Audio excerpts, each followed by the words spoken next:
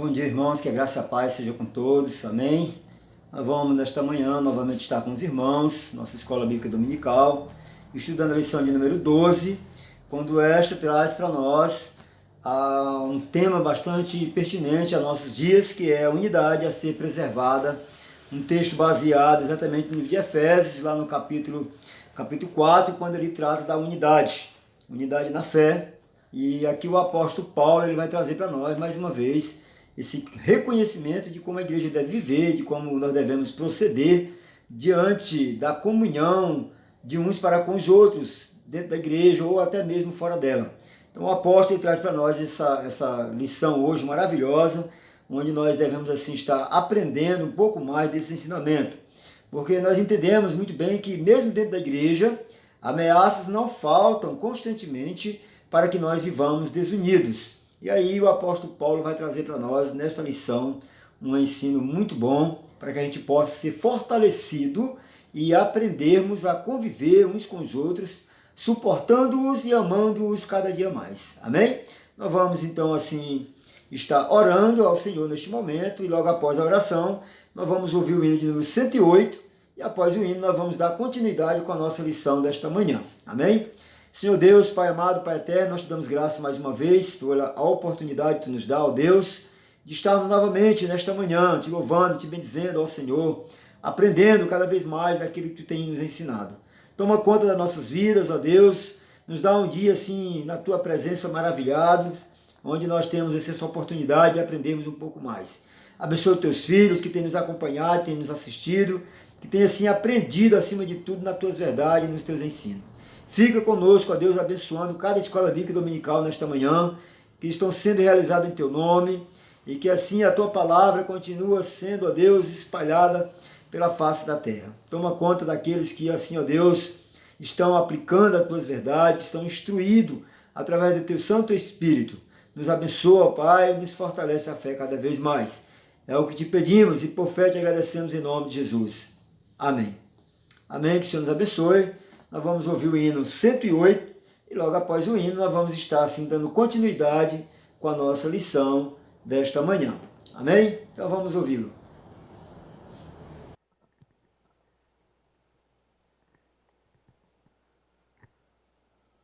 Vamos entoar o hino 108, Aflição e Paz.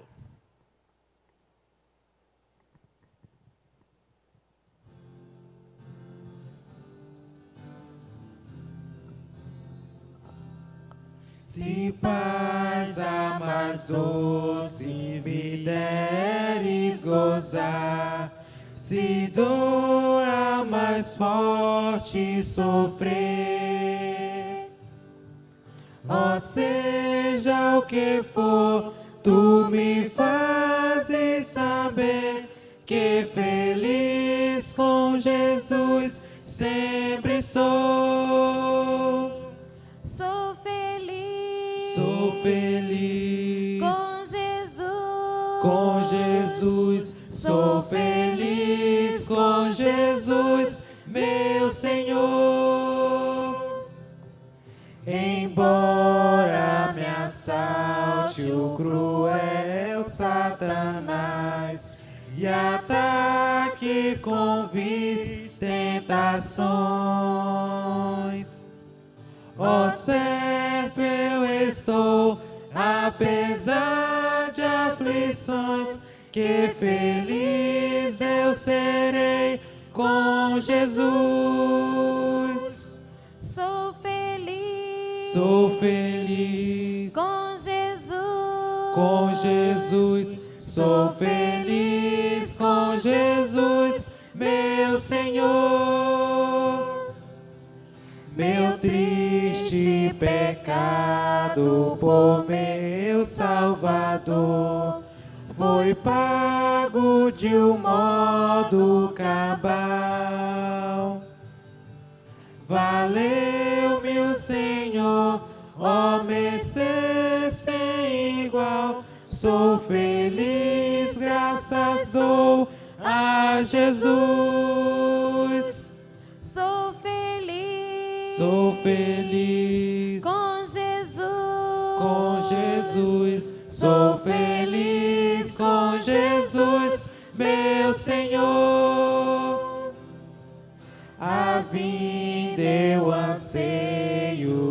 meu Salvador, em breve virá me levar ao céu onde eu vou para sempre morar, com remidos na luz do Senhor. Sou feliz com Jesus, sou feliz com Jesus, meu Senhor.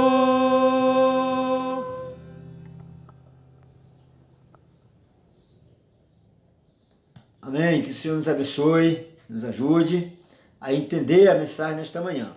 Nós vamos convidar todos a abrir a palavra de Deus lá em Efésios capítulo 4, a partir do versículo 1 até o versículo 6, quando aqui o apóstolo vai trazer para nós esse texto falando da unidade da fé.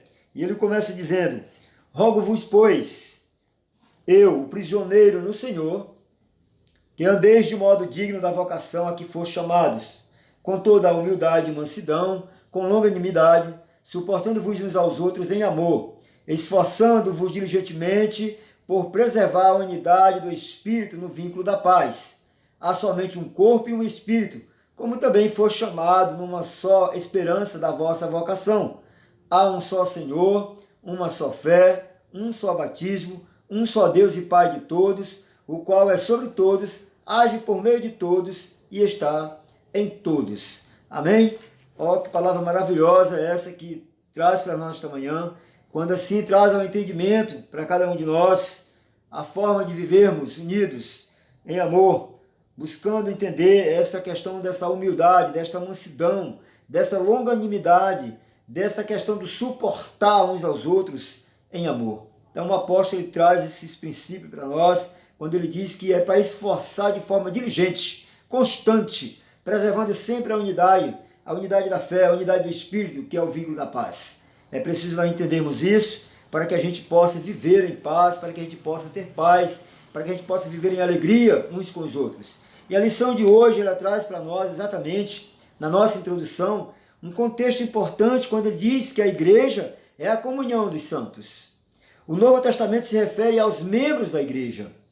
Ele traz para nós como santos. E aí nós temos aqui N referências que referem-se aos santos, aos homens, aos senhores, aos irmãos, aos servos que são escolhidos por Deus. Membros da igreja. Quando ele traz Romanos capítulo 16, versículo 2, 2 Coríntios, capítulo 8, versículo 4, e uma série que nós temos aqui exatamente de textos que traz para nós essa explicação. Esses textos eles vão professar a sua fé pessoal em Jesus Cristo, recebem sacramento do batismo e celebram a ceia do Senhor como expressão de sua comunhão com Cristo e com a sua igreja. Diante desses fatos, muitos têm uma visão tão positiva da igreja que se assustam com o fato de ocasionalmente se depararem com conflitos interpessoais. Quando nós lemos a palavra de Deus, quando esta mesmo nos instrui a vivermos em paz, a vivermos de forma diligente, a vivermos unidos, a vivermos em amor, suportando uns aos outros, e a gente vê esses textos todos, e quando nós vamos para a realidade, nós vamos ver às vezes dentro da igreja, irmãos que brigam, irmãos que realmente não se entendem, irmãos que não suportam o outro, mas nós não devemos nos assustar. A palavra de Deus também vai nos falar, vai nos trazer textos que mostram que mesmo dentro da igreja, mesmo entre os apóstolos, houve divergências, houve conflitos nos irmãos. Os irmãos do passado também se convergiam.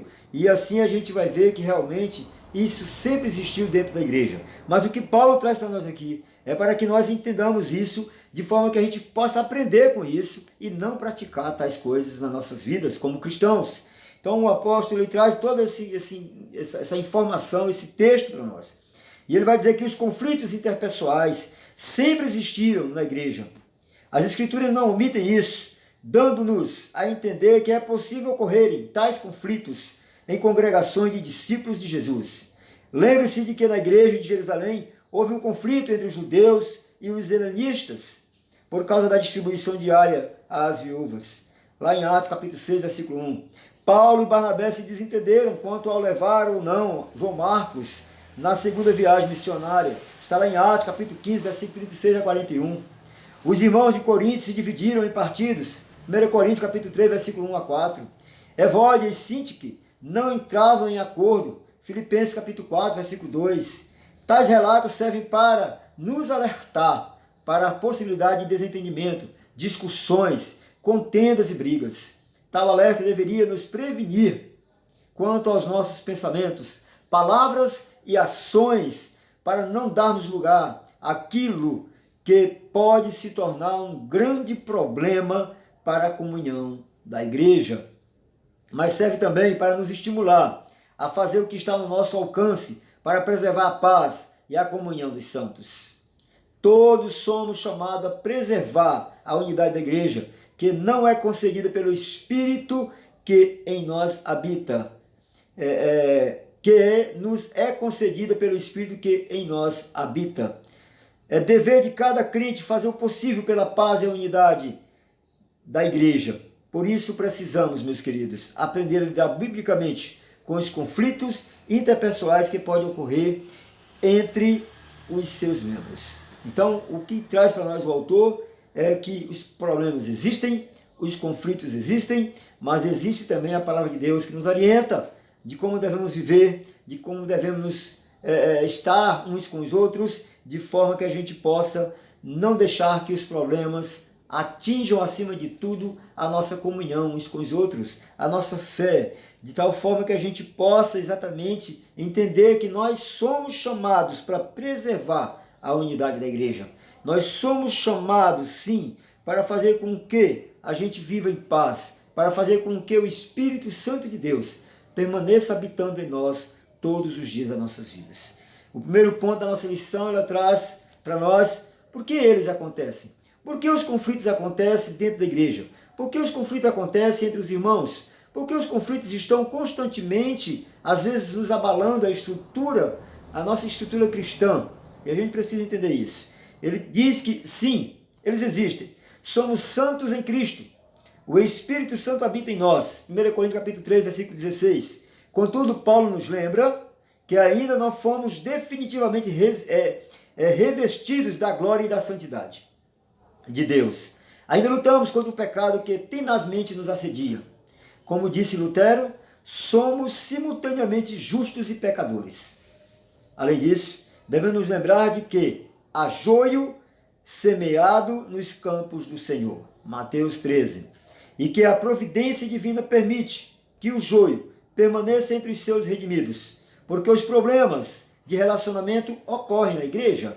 Os problemas de relacionamento, eles ocorrem dentro da igreja? Sim, por causa do pecado. Paulo escreve que entre as obras da carne estão inimizades, porfias, que são as polêmicas e discussões. Ele está dizendo também que há ciúmes, iras, discórdias, dissensões, facções, invejas. Tudo isso está dentro da igreja também. Gálatas 5, 20 a 21 vai relatar isso. Logo, quando crentes, ele está dizendo que logo, quando nós, crentes, irmãos, cristãos, professos, discutem e brigam, eles demonstram agir na carne e não no espírito. Gálatas 5, versículo 16. Abraham Kuyper argumenta que o pecado é a perturbação, desarranjo, discórdia e batalha na casa e no coração, e não é vencido completamente, até ser superado pela paz santa. Essa paz santa é um dos aspectos do fruto do Espírito. Gálatas 5, 22. Ao reconhecermos nossas limitações e a suficiência da obra de Cristo aplicada em nós pelo Espírito Santo, seremos capazes de compreender e a necessidade que temos de andarmos no Espírito. Gálatas 5, 25. Estando cheios do Espírito, Efésios 5, 18, seremos capazes de nos sujeitarmos uns aos outros no temor de Cristo. Efésios 5, versículo 21. Então, meus queridos, nós vamos ter conflitos? Sim. Nós vamos ter problemas? Sim. Nós vamos ter brigas? Sim. Ele está dizendo que tem ciúmes, tem facções, tem discórdia, tem tudo dentro. Mas nós precisamos, acima de tudo, entendermos, reconhecermos as nossas limitações, reconhecermos a suficiência da obra de Cristo aplicada em nós pelo Espírito Santo. É preciso nós entendermos isso. É preciso nós compreendermos isso para que a gente tenha uma vivência melhor, para que a gente possa ter paz nos nossos corações. O segundo ponto ele traz: de quem é esta responsabilidade? A responsabilidade nossa como cristãos. Ele vai dizer que assumir a responsabilidade pelo pecado é um problema desde a queda. Gênesis 3, 9 a 13. Visto comumente, quando ocorrem conflitos numa igreja, a culpa é sempre do outro. Quase lembra crianças justificando aos pais a briga com outra criança, dizendo: foi ele que começou. Por causa do pecado, as pessoas tendem a pensar de modo positivo acerca de si mesmas. Ao mesmo tempo, elas tendem a ser muito rigorosas e negativas com os outros, tornando-se arrogantes e orgulhosas. Desse modo, alguns têm a capacidade de ver o argueiro, ele vai dizer ver o argueiro, o cisco nos olhos do outro, mas não são capazes de enxergar uma trave diante dos seus próprios olhos. Costumamos muito fazer isso, ver apenas o erro do outro, mas somos incapazes às vezes de ver os nossos erros. E por isso nós geramos uma briga grande, uma extensão enorme, quando poderíamos resolver o problema de forma tão simples, tão fácil, quando nós vivemos com Cristo. Por isso ele pergunta: de quem é a responsabilidade? A responsabilidade é minha, a responsabilidade é sua, de reconhecer os nossos erros, pedir perdão, reconciliar-se com o Senhor e com o seu irmão, para que vivamos em paz. Ele dizia que é por causa do pecado que as pessoas tendem a pensar de modo positivo acerca de si mesma. É o que ele traz para nós. É nesse contexto de arrogância, orgulho e soberba que os conflitos tendem a acontecer e também são alimentados constantemente. Uma consequência imediata disso é o surgimento de partidos. Está lá em 1 Coríntios, capítulo 3, versículo 3. E de modo geral, a igreja se torna um campo de batalha. O que mais se ouve é: nós estamos certos, eles estão errados. Isso afeta a comunhão entre os irmãos, o governo da igreja e o cumprimento da missão. Mateus capítulo 28, do versículo 18 a 20, vai relatar isso. Crentes que se agridem e mordem, correm o risco de se destruírem mutuamente. Então, de quem é a responsabilidade pelos conflitos? É de todos os envolvidos. É possível que alguns conflitos ocorram a partir de razões legítimas. Exemplo, questões bíblico-doutrinárias, tratativa de pecados no contexto da igreja, realização de eventos ou atividades, etc. Porém, quando as pessoas deixam de falar a verdade em amor, Efésios capítulo 4, versículo 16, e passam a gritar, Efésios 4, 31, e a agir com base na ira, Provérbios 22, 24, e a divulgar comentários maldosos com os outros, lá em Levítico 19, 16, não há razão legítima que justifique isso. É preciso, meus queridos, entendermos, é preciso nós compreendermos que nós somos falhos, que nós somos pecadores, estamos suscetíveis constantemente aos nossos erros, a pecarmos, a cairmos, a não reconhecer os nossos erros. Então, quando nós entendemos isso, fica mais fácil. Quando nós nos humilhamos, quando nós entendemos que somos pecadores e que a responsabilidade é nossa, devido ao nosso pecado, nós vamos então pedir perdão. Nós vamos então entender que Cristo é maior em nós e a obra do Senhor não é em vão em nós. Precisamos nos arrepender, pedir perdão e reconhecer os nossos erros. O ponto 3 da nossa lição, ele traz para nós uma outra questão muito importante. É como preservar a unidade da igreja. O que você tem feito para preservar a unidade da sua igreja? O que você tem feito para que você viva uma verdadeira coinonia entre irmãos? O autor ele traz para nós isso aqui, de como fazer esse preservamento dentro da igreja. Podemos estabelecer 3 atitudes que cada cristão deve tomar com vista à preservação da unidade do corpo de Cristo. Primeiro, letra A, ele diz: viva no Espírito. Cada cristão deve ser uma pessoa cheia do Espírito Santo. Efésios 5, 18. Essa é a dinâmica normal da vida cristã. Se vivermos no Espírito, andemos também no Espírito. Gálatas 5, 25. Em outras palavras, já que nascemos de novo pela ação do Espírito Santo, nada mais justo que vivermos essa nova vida conduzidas e guiados pelo mesmo Espírito. João capítulo 3, versículo 3 a 8. Infelizmente, meus queridos, alguns imaginam que viver no Espírito é uma condição especial, reservada para alguns, mas não é isso. Para algumas poucas pessoas na igreja. Por isso, conduz a sua vida de maneira inadequada, dando lugar ao diabo, tendo atitudes carnais e infantis, sem amadurecer no conhecimento da vontade de Deus. Isso é perigoso quando você não entende, quando você não reconhece, quando você começa a imaginar coisas que não deve imaginar, quando você começa a viver uma condição achando que você é especial mais do que seu irmão, e aí começa tudo a ficar descambado. Então a gente precisa reconhecer que somos falhos. Assumir um compromisso de viver no Espírito implica uma dinâmica na qual a vida é regulada pela palavra de Deus. As Escrituras, assumindo o lugar central na vida, iluminam o coração e dão direção. Salmo 119, 105. Ao mesmo tempo, dão uma dimensão correta da vontade de Deus e do pecado. Salmo 119, 11. Afinal, somente a lei do Senhor é perfeita e restaura a alma. Salmo 19, 7. Em conhecermos as Escrituras, encontremos a verdadeira sabedoria e o temor de Deus. E o temor de Deus nos ajudará a tomar decisões sábias, aplicando as verdades das Escrituras a todas as áreas da vida. Salmo 111, 10. Quando vivemos no Espírito, segundo a palavra, temos a sabedoria necessária para preservar a paz e a comunhão da igreja. O segundo ponto, meus queridos, é evite os conflitos. Ele diz para que evitemos os conflitos. Entenda, evitar o conflito não significa fugir de situações que podem causar algum desconforto ou desgaste em seus relacionamentos.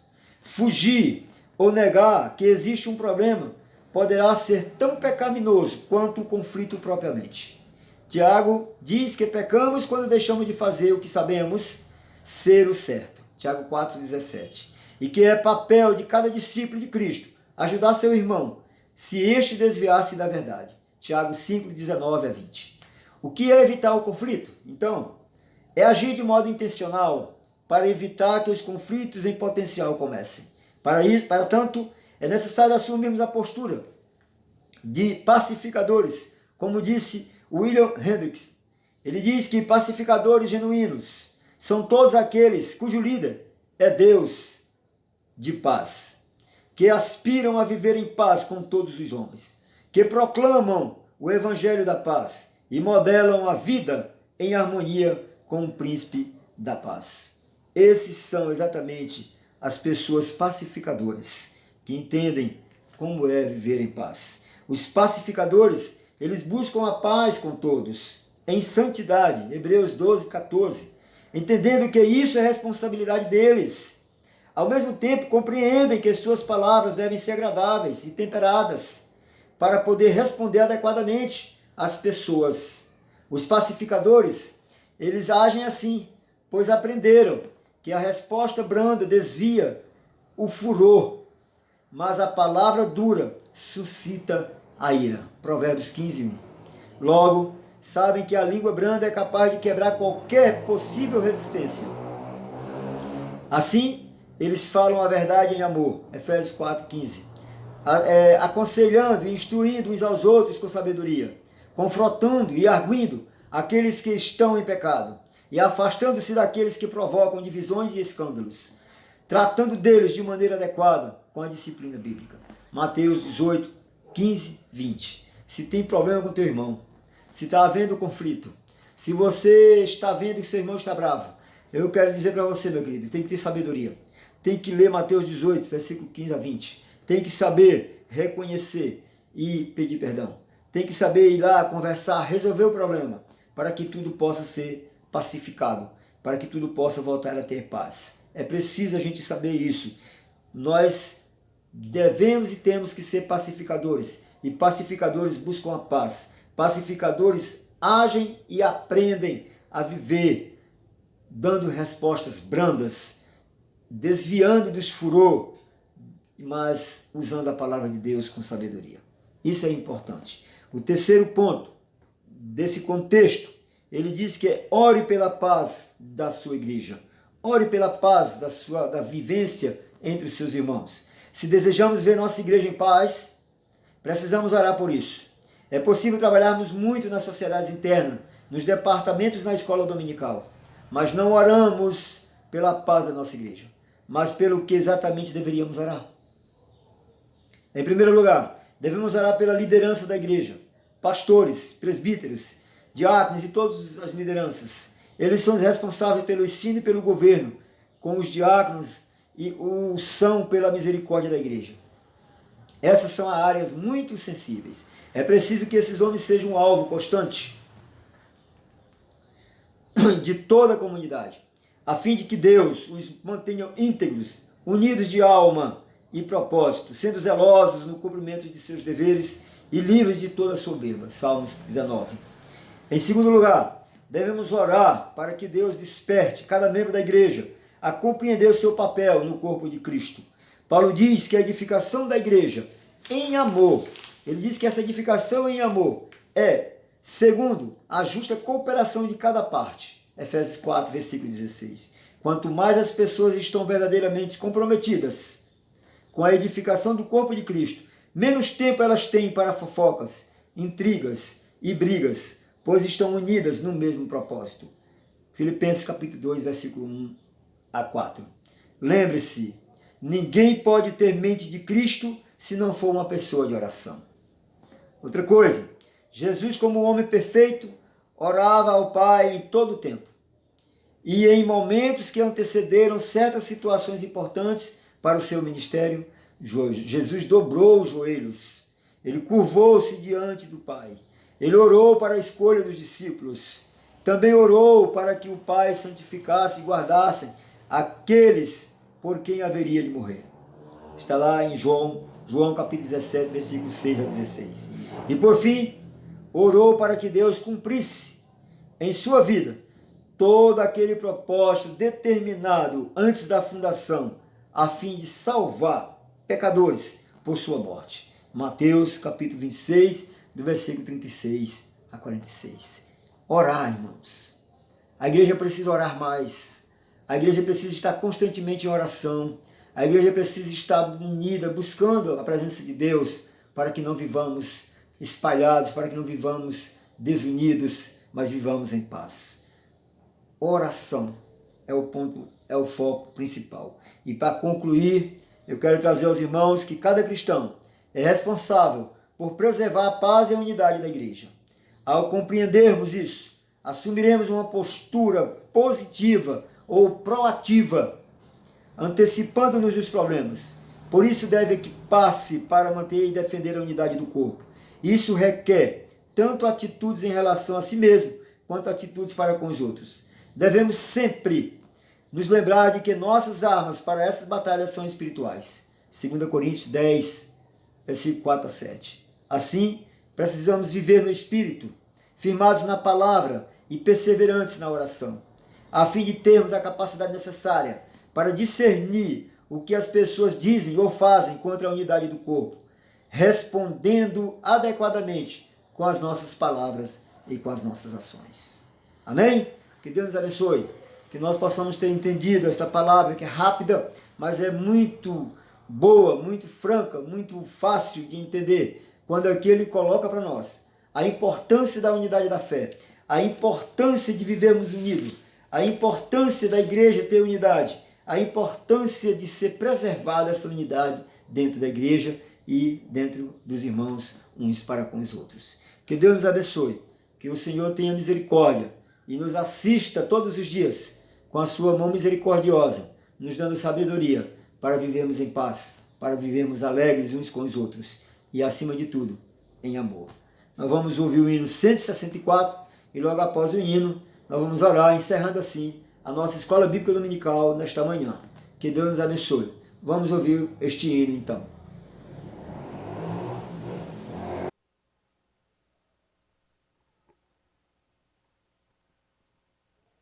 Vamos entoar o hino 164, Nome Precioso.